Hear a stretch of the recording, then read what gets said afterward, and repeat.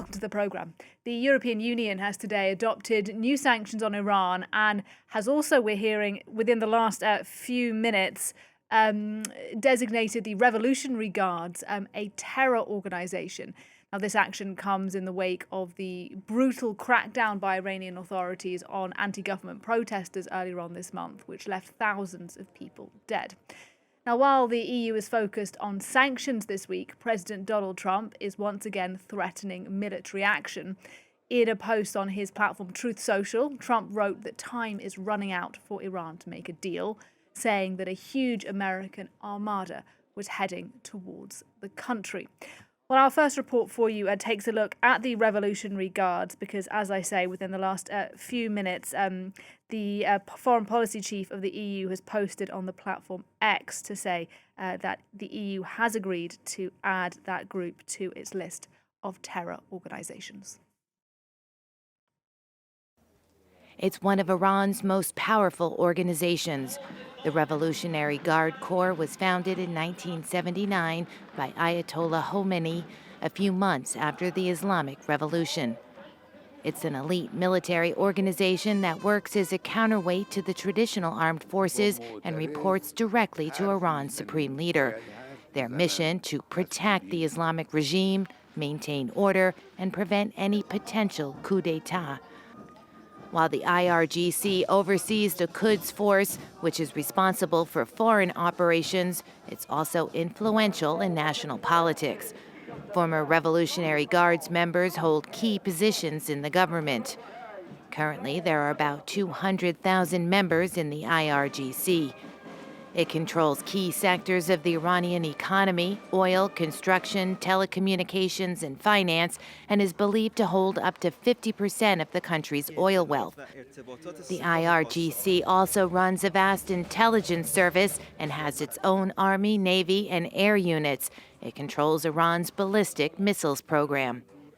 One of the IRGC's most feared units is the Besieged Paramilitary Force, which claims it can mobilize up to 600,000 volunteers. Its members are often called up in times of unrest, like during the Women Life Freedom movement in late 2022 and the more recent anti-government protests. Despite the IRGC's power, the institution has suffered major losses in recent years, including the death of General Qassem Soleimani, the leader of the Quds Force, killed in a U.S. strike 6 years ago, and IRGC leader Hossein Salami, killed in an Israeli airstrike last June. Well, with me live now on the programme to talk about events in Iran and these soaring tensions with Western countries is Ali Vaez. He's the director of the Iran project at the International Crisis Group. Hello to you and thanks for speaking to us here on France 24. My pleasure. Thanks for having me.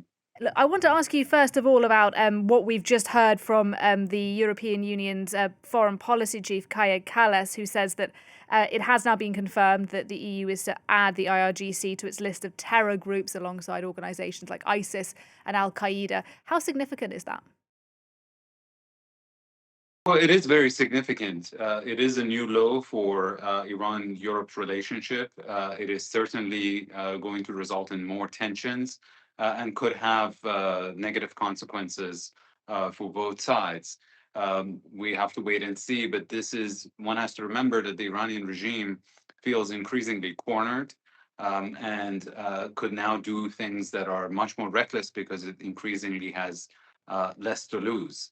And by designating the IRGC, the Europeans have now crossed a regime red line, and therefore European citizens in Iran, tourists, academics could all be in danger. And so is the case for European interests in and around the region. That said, though, the strategy taken by the European Union is obviously very different in tone to that taken by Donald Trump, who posted, on Truth Social yesterday, really directly threatening the Iranian regime once again. This after it looked like a week or so ago that he was backing away from this option of striking Iran.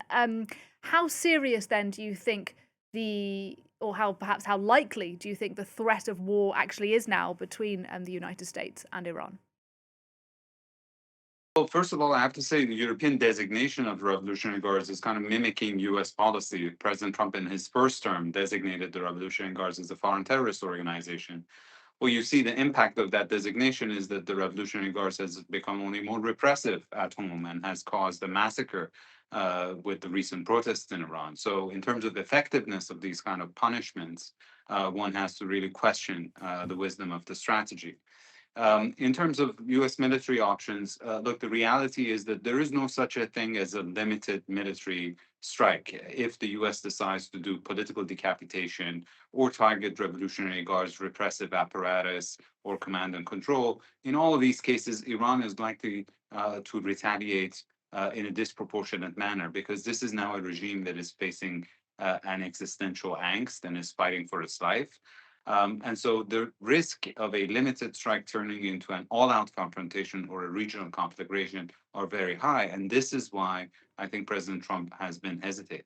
And look, there is this expression, isn't there, when people talk about Donald Trump, Trump always chickens out, taco, people call it. That refers to, whether that's on tariffs, Greenland, or perhaps regarding strikes on Iran. And the thinking would go, look, his goal isn't so much regime change in Iran as it is trying to get Iran back to the negotiating table to talk about some kind of nuclear deal.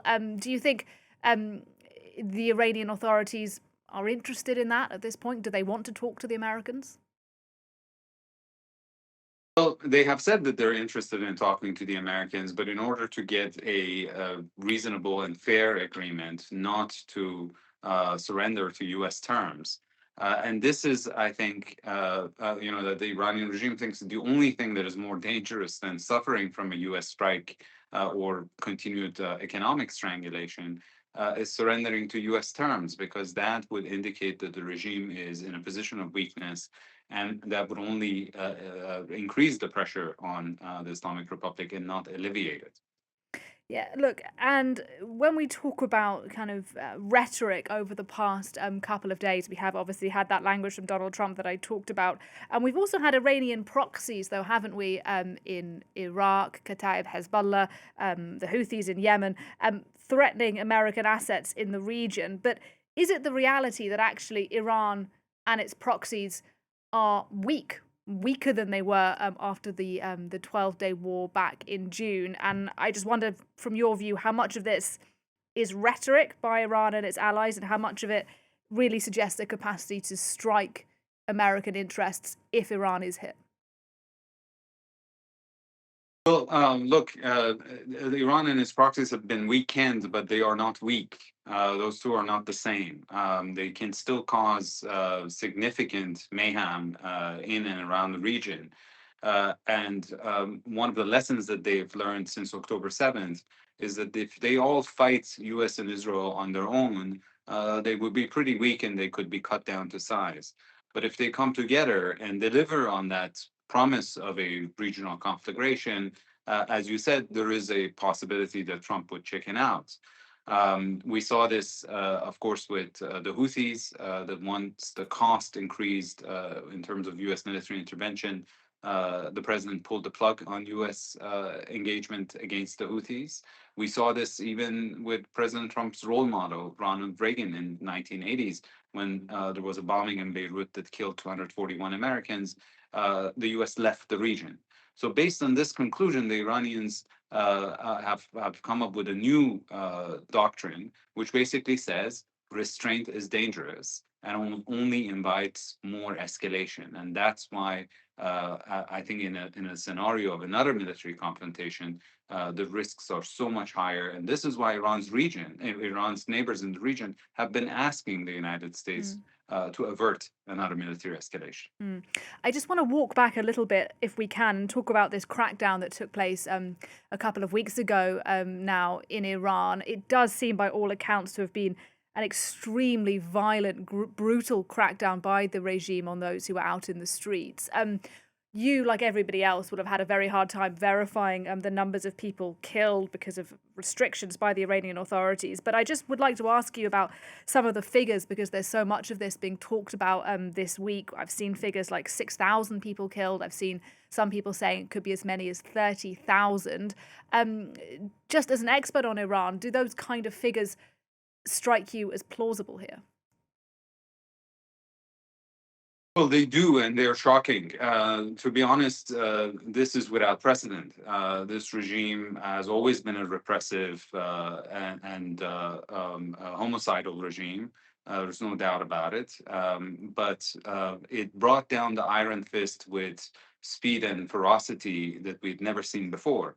The explanation can be that this is because it faced a convergence of internal pressures and external threats in a way that it was unprecedented. The fact that the President of the United States threatened direct military intervention in support of protests in Iran, the fact that former US officials were coming out and saying behind every Iranian protester there were Mossad agents, and the fact that Iranian exiled opposition was involved in mobilizing the protests, I think resulted in the regime panicking and behaving in an absolutely horrifying way. The extent of this massacre, as you said, we still don't know, but I think the fact that it has occurred is undeniable. All right, Ali Vaez, an Iran analyst at the International Crisis Group. Really good to get your thoughts today, sir. Thank you very much. My pleasure.